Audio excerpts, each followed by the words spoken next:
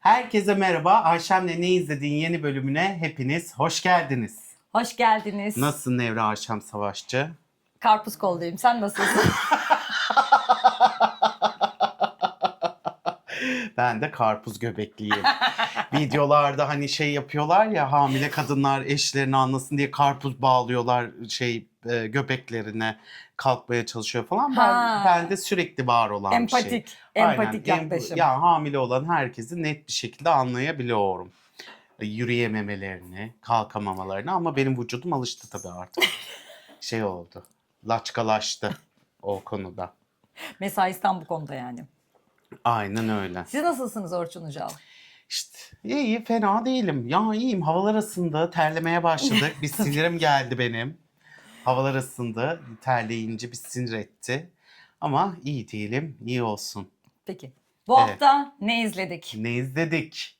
Her şey mümkün. Her şey mümkün izledik. Ay çok tatlı.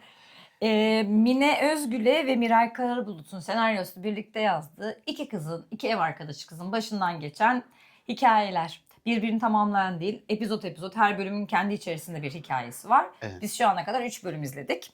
3 bölüm yayınlandı. 3 bölümü de izledik. Hemen dedik konuşalım. Konuşalım. Çünkü yani hem kadın yazar olup hem de Evet. iki arkadaş olup ve genç bir kadın hikayesi izlemeyi seviyoruz biz kanal olarak, biliyorsunuz. Sürekli bunlarla muhabbetimizi sürdürüyoruz. Bazı kadın hikayeleri güldürmüyor, bazıları da çok güldürüyor. Her şey mümkün de öyle 7 yazmamışlar. Sonuna bir manifest koymamışlar. Ama ne demişler? Her şey mümkün. Her şey mümkün. Evet. Neden Zaten olmasın? Meriç'i sosyal medyadan tanıyoruz. Meriç'i mi tanıyoruz? Meriç'i canlandıran Mine Özgül'e, Deniz'i canlandıran Miray Karabulut. Miray Karabulut Instagram'dan. Miray'ı evet Instagram'dan tanıyoruz. Bir de şeyden tanıyoruz. Soğuk Savaş. Soğuk Savaş'ta da Soğuk denk gelmişti. Savaş'ta da bir ara denk geldi. Miray takip ettiğimiz, esprilerine güldüğümüz, mizahına şey yaptığımız bir kişi. Evet, ilk epizodumuz. Ev sahibi. İlk epizodumuz ev sahibi. El alem ne der? Şimdi El alem ne der? Çok iyi. Bir dakika, dizi sana nasıl geldi? Bir anlatmadan önce. İlk epizoda başlamadan önce nasıl geldi o epizod diye konuşalım. Hadi bak. Anladım. Şimdi birinci bölümü ben izledim. Aynı evde 2 kişi kalıyor, ev arkadaşları. Sonra dedim ki Orçun bu bölümü izlerken beni hatırladı mı? Çünkü Orçun yalnız yaşayan, yani çok paylaşımda evde yaşayan anacım, evde yaşadıklarını, eve gelenleri, işte misafirleri yaz bir kenara, evde olaylar başka oluyor. Anacım bunun bir dizisi olur, anacım bunun sitcomu Aynen. olur dedi yaptılar. Yaptılar. Ben demiştim demesi için Orçun'a. Allah razı olsun size bacılarım ya. Evet, Ayşem'in bir tane evi vardı, modada oturduğu. O evde modada gibi zaten. Evet. Direkt böyle şey yapıyor. O ev nasıl yani? Nasıl bir evde o? Herkes ayrı bir karakter. Her gün bir olay. Şey olmuyor, her gün bir şey. Yani çok enteresan bir evdi. Yanındaki kiliseli muhabbetlerimiz, Kiliseli üst kat muhabbeti. komşularımız. Evet, yani zaten Ayşem'in o kiliseyle muhabbetini bir şey yazsam hani çeksek onu arkadaşlar, yani izlenme rekoru kırarız. Bence güzel işlenir bu. Anlatayım Aynen. yani. Aynen yazılabilir. Yani işte ben bunu söylediğimde sene 1900'dı.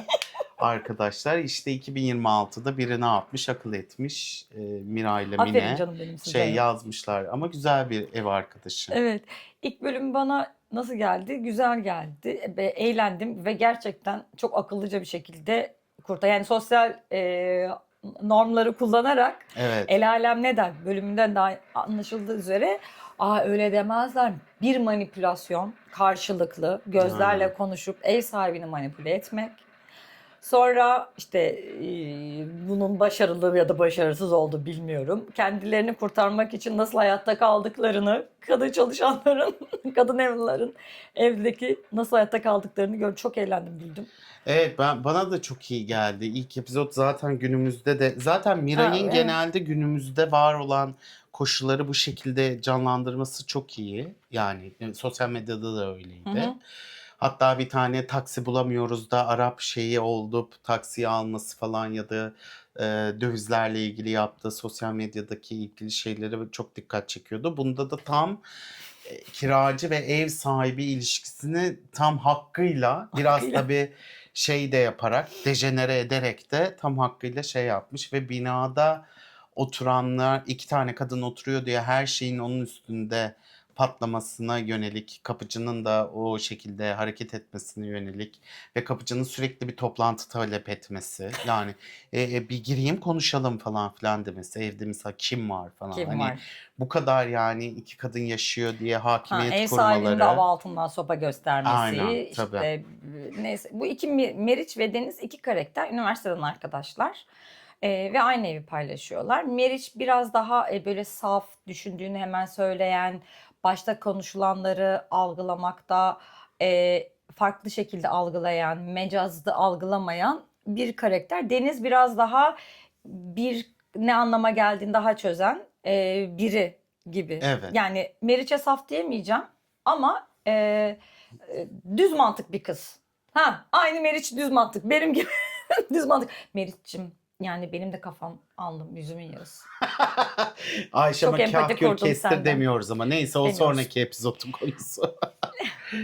Olay açılıyor. Ev sahibi gelecek. Neden Aynen. geliyor? Bizi evden mi çıkaracak? Neler neler yapacak? Pani ile ev sahibini karşılıyorlar. Ev sahibine zaten kısırlar, börekler, çörekler yani yedirtmeye, güne çağırmışlar gibi bir adeta bir hizmet ev sahibi olduğu için.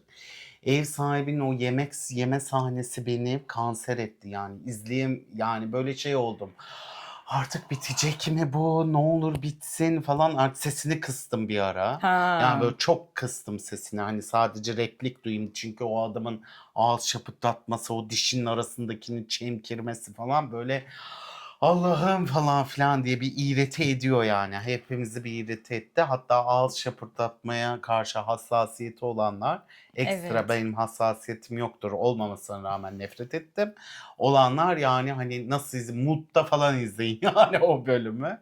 Ama çok iyi oynamışlar yani. Ya Çok evet. çok güzel veriyor o rahatsız etme şeyini. Rahatsız etme şeyini. Zaten Psikolojik olarak da rahatsız ediyor. Adam sessiz Aynen. kalıyor. Evin her tarafını incik, İnceliyor. boncuk inceliyor. Bunu ne yaptı, bunu ne yaptı. Yani benim mülküm, benim şeyim. Aman Aynen. bir şey yapmayın. Herhangi bir şeyde bıdır bıdır Tabii ayakkabı izine bile bu nasıl oldu ya falan diyor. Çok güzel. filan diye. Nasıl oldu ya? Hemen orada böcek öldürme sahnesine girip Hı hı. Meriç'in 45 numara ayağıyla ayakkabısını nasıl oraya vurduklarını anlatıyorlar Oraya yani. gitti oraya. Ev sahibinin gelme sebebi işte bunlar kendi aralarında bir de göz göze bakışarak kendileriyle konuşmaları var. İçten işte göz göze Artık o kadar iyi anlıyorlar yani. kadar O kadar anlıyorlar samimi birbirlerini. arkadaş olduklarını anlıyoruz hepimiz. Sonra ev sahibiyle karşılıklı oturduklarında kirayı yükselteceğini düşünüyor. Merak etme dava edebiliriz. Bizim haklarımız var vesaire derken ev sahibi arkadaşlar diye cümleye girdiği an Meriç karakteri dava ederiz. Davadan ne haberiniz var? Niye dava mı açtınız? Neye dava açtınız? Ne oldu? Vesaire attıkları yemin ne olduğunu anlamadan ortalığa bir taş atıyor Meriç. Neyin davasını attıklarında öğreniyorlar ki ev sahibi karısından boşanmış.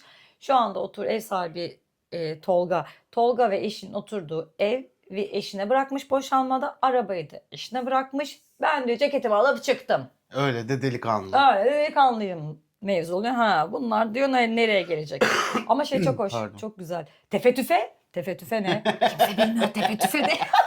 Tefe tüfeği hakikaten kimse bilmiyor diye. Her sene bir şey değiştiği için. Bütün klişeleri kullanmış. Almanya'dan oğlunuz mu geliyor? Evlenecek mi? Aynen. Benim oğlum yok. Oğlumuz gitsin başka yerde evlensin falan filan diye. O da yok diyor yani öyle bir şey değil. Ben boşanıyorum kalacak yer. Sonra bir damara giriyorlar. El alem size asalak mı der adı altında başlığı Ev asalak. sahibi diyor ki 5 yıl oldu siz buradan çıkın. Benim evim barkım yok. Ben bu evde yaşamaya devam edeceğim hayatımı diyor. Bunlar da duruyorlar. Başlayalım mı? Başlayalım. Ve direkt ondan önce şey diyor başka bir kiracımız vardı diyor. Eve giren çıkan belli değildi diyor. Hep başka çok olumsuz geri dönüşler aldım. Benim kulağıma gelir. Aynen Çünkü ben böyle bir sizden çok insanım. memnunum falan. Sizden hakkında hiçbir şey gelmedi diyor. Benim kızlarım diyor. İşte evdeki partiler vesaireler yapmışlar diyor. Sonra şey çok komik. Başka kiracıdan bahsederken işte falan diyor. Deniz diyor ki falan mı dedi o? Ya acayip bir TDK şeklinde çıkıyor iki kişi karşımıza. Ondan sonra İşte ben sizden çok memnunum diyor. Ev Aha. sahibi övüyor bunları. Her ev sahibinin kiracısına yol yapması gibi Hı hı. övüyor. İşte şöyle memnunum, böyle memnunum, hiç şikayet almadım, hiçbir şey olmadı falan. Bunlar da evde yaşadıkları background'a yani Ha, geçmişe dönüyorlar. flashback oluyorlar. İşte nasıl parti verdiklerini, nasıl Partidekiler arkadaşları herhalde falan. tamamen yani partide 2 kişilik erkekler diyor. Ben senin yanında hiç başkasının yanında olduğum kadar rahat etmedim. Geçmiş travmalarımı atlatırsam aslında iyi bir insanım. Ya sen ne kadar güzel bir insansın. Erkekler sana neler yaşatmış. Boş ver onları benden hiç yaşamaz gibi klişeler ve kızların oradan kaçışı var. Ya kızlar yer değiştiriyor. Yer değiştirdikleri halde erkekler aynı şeyleri söylüyor. Bunu da çok güzel net Evet, vermişler. sırt sırtta dönüyorlar. Sırt sırta dönüyorlar. Adamlar hiç gene monolog şeklinde sen şöyle güzelsin, sen şöyle iyisin falan deyip anlatmaya devam ediyorlar. Karşısındakinin kim olduğu kim hiç. olduğu önemli değil Pembe hakikaten. şeyli olsun yeter, Aynen kimlikli. öyle. Sonra bir anda kapıcı çalıyor. Ha, ev sahibi geliyor bu arada. Ev sahibi diyor ki ben de evi boşaltmanız gerekiyor diyor. Bunlar kapıcı gelmeden önce Ha. mevzuyu hazırlıyorlar. Ondan sonra diyor o kadar haklısınız ki tabii ki sizin de evin derler. Ama hani ne derler bilemiyorum diye cümleleri geliyor. Ne derler diyor tamamen başka. İşte de evi boşaltmış, anasının babasının evine yerleşmiş. İşte bir baltaya sap olamadı. Karısı da bunu zaten bu yüzden terk etti. Aynen. Kendi aralarında sessiz sessiz konuşurlar. Onlar konuşurlar falan diyor. Sonra evliliğin sonunda taviz veren sizdiniz zaten. Bir de bu evi de geliyorsunuz. Anne baba evine mi döndü? Babasının parasını az yemedi gençliğinde. Şimdi de evine oturuyor. Böyle derler. Aa diyor adam. Ben diyor babamın parasını yemedim. Babam evde yoktu bir kere. Baba travması. Ana kuzusudur. Hayır ne derler? Ana kuzusudur derler. Aynen bayağı böyle Kendisinin yani ev sahibi ve babasından kaldığı ile ilgili. Aslında o başlığın genel yani dramaturjik olarak baktığında adamı salak yerine koyup miras yedi olarak konumlandırıyor ve bunun Bu da üzerinden de gayet el normal alem bir ne şey der yani hani diyor. mirasa da konabilirsin, anne babanın evine de oturabilirsin ama bu amcamın yediği erkekliğe dokunduğu için Tabii o da tabii. hemen geri vites atıyor adam. Erkek normlarından gidiyor yani. Hayır Siz diyor hani siz şey buradasınız diyor bilmem nesiniz diyor. ben diyor dedirtmem diyor öyle dedikodumu yaptırırım diyor. Hayır diyor tamam diyor siz buradasınız kızlar diyor. Ben size şey yapmayacağım ben başımın çaresine bakabilecek bir yaştayım. Böyle saçma şey mi olur sorumluluktan mı kaçıyorum bilmem ne diye yükseliyor Baba abi yani. derken Bada zil çalıyor. derken zil çalıyor. Bunlar da bir oh çekiyor. Kapıcı geliyor. Apartman görevlisi. Apartman görevlisi diyor ki işte kızlar sizinle bir toplantı yapmamız lazım diyorlar. Kızlar diyor ki hayırdır sen niye geldin falan. İşte şu an müsait değiliz. Kim var falan. Buradan anlıyoruz ki aslında kapıcının sürekli onları kontrol ettiğini, bütün binanın da o iki kız yaşadığı için, iki kadın yaşadığı için kadınlardan rahatsız olduğunu anlıyoruz aslında. Yani alt metin olarak sürekli her şeyi onlara şey yapıyorlar, suçluyorlar. Gene mi bok mevzusu diyor. Evet diyor bok mevzusu. Sen yaptın mı? Hayır ben bugün yapmadım. Yapmış Sen şey oysa ki. yapmadın falan filan diyor. Kız halbuki yapmış, Tuvaletini sıçmış. yaptıktan sonra apartmanda bir bok sorunu oluyor. Nasıl bir iç tesisatsa. Artık nasıl şey oluyorsa. Kızın iç tesisatı apartmanın iç Aynen. tesisatını etkiliyor. İçini nasıl boşaltıyorsa öyle de devam ediyor gibi bir şey oluyor. Sonra işte bu ev sahibi geliyor. Sen hayırdır diyor. İşte Mehmet hayırdır. Tolga abi sen mi geldin? Hayırdır diyor. Ve sonra mevzuyu Tolga anlatıyor. abinin en son yaptıkları kızların gazıyla birlikte dayanamayıp işte siz bana bunu mu demeye çalışıyorsunuz? Şöyle mi demeye çalışıyorsunuz? Siz bana benim evim değil mi kardeşim? Bunları yapamazsınız falan filan deyip kapıcıya şey yapıp sonra bir anda sinirlenip gidiyor ve bütün binaya da şey diyor. Bunlar benim evimde oturduğu sürece bu kızlara kimse dokunamayacak falan filan diyorlar. Kapatıyorlar mevzuyu. Ondan önce kapıcı da arada bir şey diyor ki hani, ya kapıcı diyor evi mi satacaksın abi falan diyor. Orada diyor ki satıyorum ulan evi diyor. Kızlar şimdi kiralarım varken kapıcının kendi doğru. gazlarıyla evi Aynen bir satmaya anda kadar satmaya geliyorlar. karar Satıyorum haberin olsun satıyorum ben bu evi deyip kurtuluyorum ben sizin evi diyor Tolga ve gidiyor. Bunlar da birbirlerine bakıyorlar kızlar. Sonra Meriç diyor ki ben bir tuvalete gideyim. Yine oklamaya gidiyor. Tuvalete gidiyor. Sonra birinci bölümü böyle kapatıp ikinci bölüme geçiyoruz. İkinci bölümün ismi Hiç Uzak Değil. Evet. Bize ne hiç uzak olmayabilir? Huni'yi Yani, takmak evet. hiç uzak değil. Zaten bence Takmışız. hepimizde görünmez bir huni var ama kimse göstermek istemiyor yani. En büyük zaten araştırmalarda da en çok antidepresan kullanan ülke olarak yukarılardayız çok şükür. Maşallah. Maşallah. İkinci bölüm aslında yani Arkadaşlarını ziyarete gidiyorlar akıl hastanesinde ama orada sürekli bir insanın delirebilmesi için Meriç şunu savunuyor. Kesin erkeklerle olan ilişkisinden. Dizi boyunca Meriç de bir doktoru görüyor. Ay çok güzel diyor. Çok iyi flörtleşiyor. Doktorla birlikte flörtleşme durumu var. Her geçen delilere karşı iyiymiş ya, buradaki potansiyel çok yüksekmiş. Arkadaşlarını ziyarete şimdi gittiklerinde deli demesi pek. deli değil mi? Yani deli ne Ama bileyim o doktor kadar. hastanedeler. Evet de ruh ve sinir hastalıkları hastanesine giden her psikoloğa giden deli gibi bir şey oluyor. Ama hepimiz deliyiz. Huni'yi taktık. Yani Ülke olarak evet. Huni'yi taktık Huni'yi ya. taktık ayrı Onlar da. ilan edenler. Yalnız dilimizi düzeltelim. Dizide de vardı ya bu. Falan. Dilimizi düzeltelim. Deli Evet değil. evet. Ruh sağlıklarını çok idare edemeyen bir insan Desteğe ihtiyaç topluluğu. duyan insanların olduğu yeri arkadaşlarını ziyarete gidiyorlar. Desteğe ihtiyaç. Ve arkadaşların neden desteğe ihtiyacı olduğu hakkında kendi aralarında konuşurken Meriç'cim eski nişanlısının yaptıklarından dolayı arkadaşın desteğe ihtiyacı olduğunu söylüyor. O Deniz'le ne alakası var diyor. İnsanın illa ihtiyaç duyması için eski nişanlısından bir şeyler mi yaşaması gerekiyor? Ama bak beni düşün, benim eski erkek arkadaşım nasıl diye konuşurlarken olay oraya kadar geliyor. Burada bunu işlemişler yani. Senin bir şey yolla desteğe ihtiyacın olabilmesi için ikili yani çatışmayı buradan kurmuşlar. Erkeklerle ilgili yaşadığım sorunlardan dolayı kızlar depresyona girebilir. Evet. Ya da ne alakası var? İşte, yani biz kendimizi var edebiliriz, illa birine ihtiyacımız yok gibi iki farklı görüşle bir araya gelmişler. Evet ama iletişim problemi de var yani. Tabii. Kadının ne yaşadığını ya da nasıl bir şeyden nedenden dolayı oraya gittiğini atlayıp kadına tekrardan yaşadıklarının yüzüne vurma Orada bize şeyi söylüyorlar. de Begüm şey yapıyorlar. Yani hani kadından hiç haberleri yok. Neden orada, nasıl bir travmatik bir şey geçirdi hiç değiller. İkisi diziden zaten biri korkuyor. Evet. Biri aşırı korkuyor, aşırı çekingen. Diğeri zaten yani hani kendi de onların arasına girse hani hiç şey olmaz ve direkt çapkınlık derdinde. İlk gelen doktoru anlamıyorlar bile. Hani Evet. doktorculuk oynadığını anlamıyorlar bile. Onunla ilgili sorular soruyorlar. Adam flörtleşiyor. Adamla flörtleşmeye devam ediyor falan. Sonrasında Begüm geliyor Ondan önce arkadaşları. şöyle bir şey var. Deniz'in fobisi var. Ben ya bir gün yani burada olursam. Bizim onlardan hiçbir farkımız yok. Ne oldu da kimse etraftakiler anlamamış mı deyip sonra Meriç 3 tane çıkıyor. Şimdi ani iniş çıkışlarımız var mı bizim? Kendi kendimize konuşuyor muyuz? Hatta Meriç diyor ki ben kendi kendime kavga da ediyorum. Sonra etrafımızda pek insan var mı? Birbirlerine bakıyorlar. Etraflarında fazla insan yok. İkisi de bunları evet diyorlar ve her an orada olabilir. Deniz şey geçiriyor. Bir dakika diyor, bu benim fobim diyor. Senin fobin değil, benim fobimi çalma falan diyor. Ondan sonra Begüm geliyor. Begüm geldiğinde arkadaşlar, deliren arkadaşlar.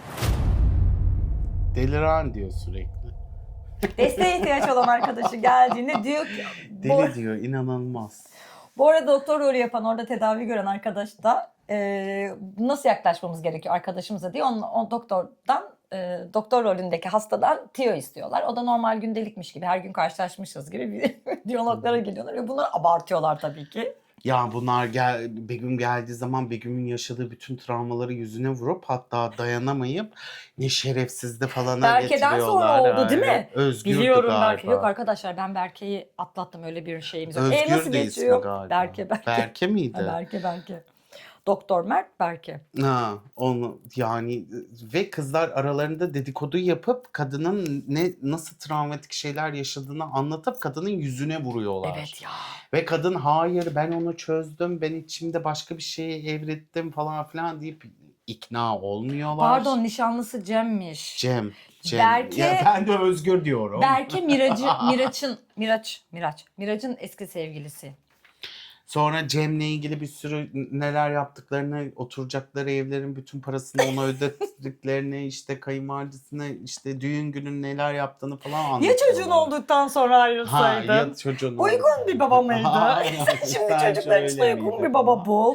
Bayağı Sen böyle diplomanı şey. kenara koy, arabanı sat, helal olsun sana falan Evet. diyorlar sürekli Yani kadınlar. aman İstanbul'da araba kullanmak salaklık zaten falana geliyorlar sonra. Kız artık yani şişiyor. Bütün o yaşadığı travmaları ikisi de yani şeymiş gibi, kahve muhabbetindeymiş gibi hastanede olduklarını anlamamışçasına yüzüne vuruyorlar ve kız sonra çıldırıyor ve bir anda düğün günü sen ne kadar çirkindin, sen şöyleydin, senin makyajın çok sönüktü falan, işte biz nasıl güzel Ne güzel evlendik, ne oynadık, güzel dıgı dıgı dıgı. şey olduk falan diye kız artık böyle 180 derece trak diye dönüşüyor. Karakterin dönüşümünü ve çok güzel oynamış Evet Begüm'ü ya. canlandıran insan. Zaten onun ben böyle hep yardımcı rolde ya da bölüm oyunculuğunda güzel roller oynuyor ve çok güzel altından kalktığını düşünüyorum. Tebrikler Begüm. Evet.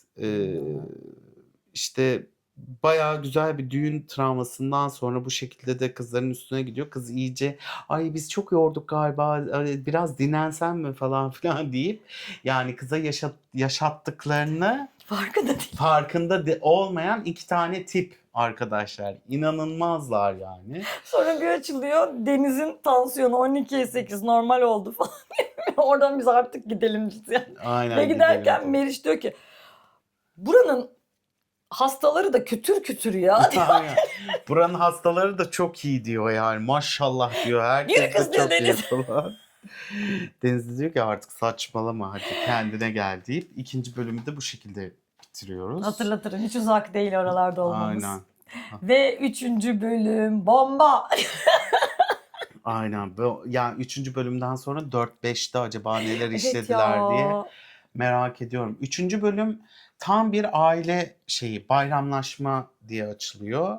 Bölümün ismi neydi? Her şey ayağınıza gelsin. Her şey ayağınıza Şimdi gelsin. ben anlamadım hani bayram deyince her şey ayağına geliyor. Yani çünkü bana bayramda şey derler. Ayşem hazır ayaktayken çay koy. Her şey ayaklarına getirilir ya Ha. insanların. Ben öyle bir şey sanarken Yani ve ama bizim mesela bayramlaşmamızda da bütün akrabalar bir araya geldiğinde illaki bir dedikodu, Nerede bir döner akraba dedikodu? şeyi mutfakta. Mutfakta bölüm illaki nasıl bir şey başlıyor? olur ve Mutfakta başlıyor. başlıyor. Ne yaparken?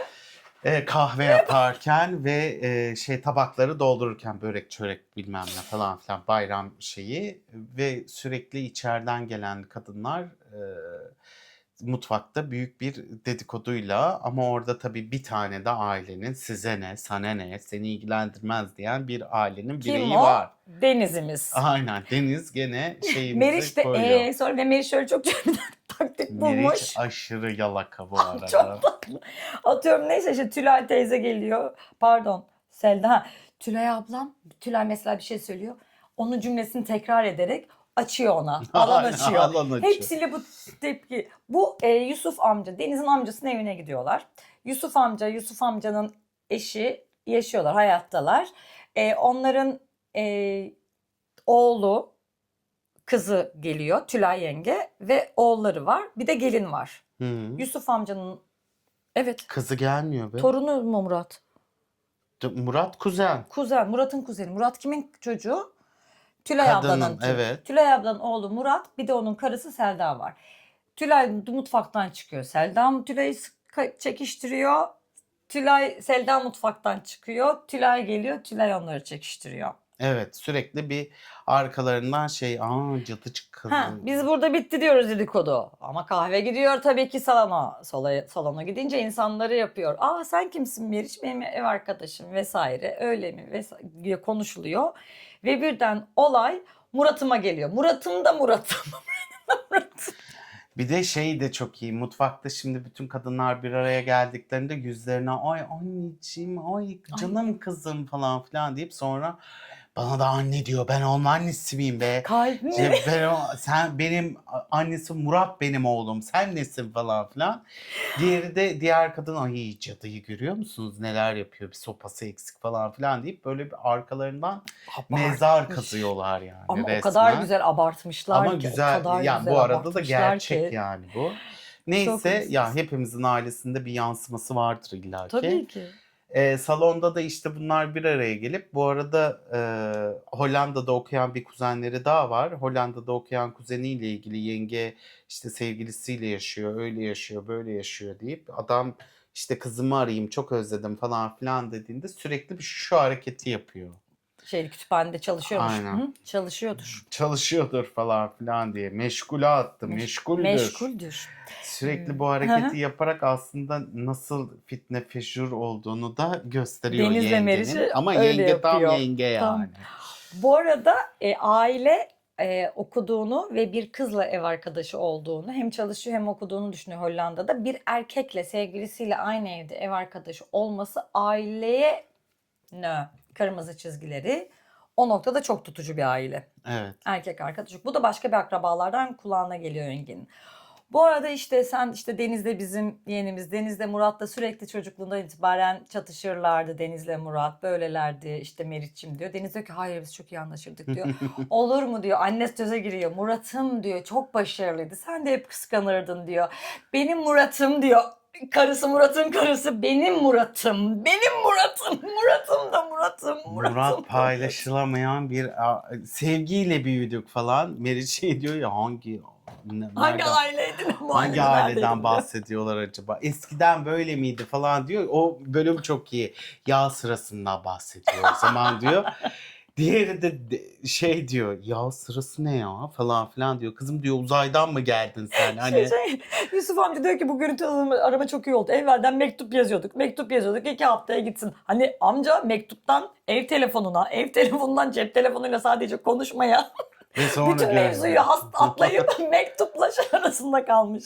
Aynen direkt şey kameralı telefona geçtiyse Zahar. Ha, olabilir. Onları anlatıp sonra işte Meriç'in işsizliğinden bahsediliyor. Kızım hani diyor, nasıl sen geçiniyorsun diye kızım soruyor falan. Yusuf amcanın eşi. Deniz de diyor ki tanımadığın insana böyle sormanız hoş mu yani falan diyor. Deniz sürekli Size ne falan. sınırı çiziyor.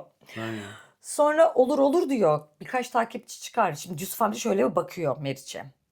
Olur mu? Olur maşallah. Büyük de. Böyle şok geçiriyor ikisi. Hangi büyüklükten bahsediyorlar.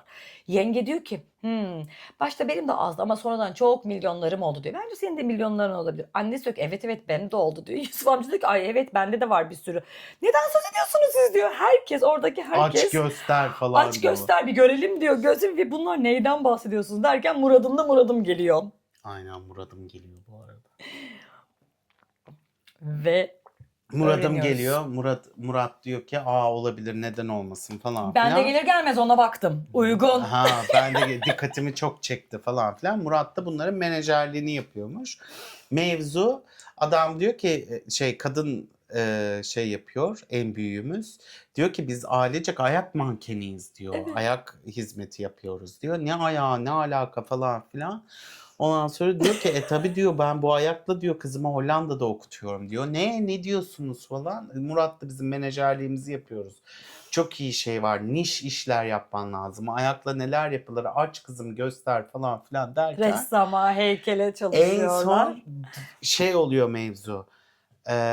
Yani kızının sevgilisiyle yaşaması anormal. Senin ayak mankenliği yapman mı normalle gelip adam felanlaşıyor. Ne demek? Benim kızım kimle yaşıyor? O nereden çıktı? Yani misal falan. Hemen arıyorlar. İşte meşgul atıyor kız. Sürekli açmıyor telefonu falan filan. Meşguldür diyor yenge hala. Hala orada meşgul diyor. Gözlerini belertiyor falan. O ara Meriç konudan uzaklaştırmak için çorabını ayağından çıkartmaya çalışıyor ama bir türlü çorap ayaktan çıkmıyor. Çorap sıkıştı diyor yani. Börek yedim ödem yaptı çorap. Aynen börek yedim ödem yaptı çorap sıkıştı. O da diyor ki çorap sıkışabilen bir şey mi? Saçmalama falan filan. Meriç çok sağ ol. Böyle artık kolonya alıyorlar. Adamın üstüne büyük bir Dil kaos altı, dil altı. çıkıyor. Meriç çat diye çıkartıyor ayağını. Herkes çıt diye dönüyor tabii. Fokus değişiyor ama. Diyor çok iyi diyor bilmem ne diyor. Ayak üstünde Direkt de hemen kaç takipçisi. otantik olur diyor. Bak diyor kıza bak nasıl buldu diyor. Sonra diyor ki adam böyle artık ölmüş. Yusuf amca diyor ki. Yusuf amca şey diyor. Saçaklarını örsün. Saçaklarını şey yapsın diyor. Saçaklarına gidiyor hanımlar. Ayak parmaklarıyla saçaklarına oyun oynuyor. Çok iyi diyor. O zaman Meriç de yavrum, Meriç değil Deniz. Denizde. Deniz de diyor ki ay ben de gaza geldim. Sonuçta ben akrabayım, canım çekti falan diyor. Ben de açacağım diyor. Aç kızım diyor. Bir açıyor, bütün aile dağılıyor. Tansiyonlar normale dönüyor falan. Ay ben bu kadar kötüsünü hiç görmemiştim. Bu ne ya böyle falan filan. Böyle ayak mı olur? Bu nereden çıktı? Ayağıyla bir aileden dışlanıyor. Aynen. Ben bununla hiçbir şey yapamazsın falan filan deyip 3. sezonda Üçüncü bölümü de bitiriyorlar. 3. sezon demişim. 3 sezon oynayacak bak. Oo! İçime doğdu. Hadi bakalım. Bir sezonda da artık bize de bir rol. Madem o kadar bize de bir rol yapıştırırsınız. Ay. Ondan sonra çok da güzel bayağı bir komedi ailesi şeyine Evet, giriyoruz yani bu bölümün Kadın ayaktan bile dışlandığını Evet. artık bu kadar üzünlü. Otururken şey diyor, anladık ayağın güzel. Tamam. Falan diye böyle hani seninki güzel. Seni herkes sevsin zaten falan deyip Bu kıskançlığı. bölüm başladığında Deniz Yusuf amcasına kahve yapıyor. Tabii ki Yusuf amca kahvesini Deniz yaptığı için beğenmiyor. Şeyden istiyor, Selda yengeden istiyor. Ve Selda yenge değil, Deniz götürüyor. Sonra diyor ki ben yapmadım Yusuf amca, Selda yenge yaptı diyor işte, ya da neyse. Ay evet benim gelinim çok güzel kahve yapar falan diyor. Oysa ki Deniz yaptı. Yani başında da onu yaptığı hiçbir şey beğenilmiyordu. Dönüm sonuna geldi, senin ayağında bir şey benzemiyor. Aynen, Yaptığın kahveye de bir hiçbir şey şey. benzemiyor. Kıza sürekli Bitirdi. ötekiliyorlar. Valla güzel bir Oradaki dizi, şeyleri ben çok- eğlenceli. Ya o 20 dakikada bağlamaları, başlangıçta Tabii döngüleri döngüyü vesaireleri şey yapması güzel, çok kısa, böyle güzeldi. çerez, yani çok Ellerinize özlediğimiz sağlık. komedisi çok iyi çıkıyor bu kadar güçlü olunca tabii. Çünkü her şey Replikler de mümkün. oluyor. Evet. Hepimizin başına bunlar gelebilir. Valla 3. artık diziyi izlerim ben. Evet. 3-4 devam eder. Şimdilik size böyle bir tanıtım amaçlı da hani Evet. şey yaptık. 3 bölüm izleyebildik. 3 bölüm yayınlanmıştı çünkü. Takip edin, izleyin. Aynen, takip edin, izleyin. Güzel, böyle havanız da değişir. Kendinizi de görürsünüz Evet. mutlaka. Çok toplumsal normlara parmak basan bir dizi olmuş. Ellerinize sağlık arkadaşlar. Bizi izlediğiniz için teşekkür ediyoruz. Bizden bu haftalık bu kadar. Haftaya görüşmek üzere diyoruz. Hoşça kalın. Görüşürüz.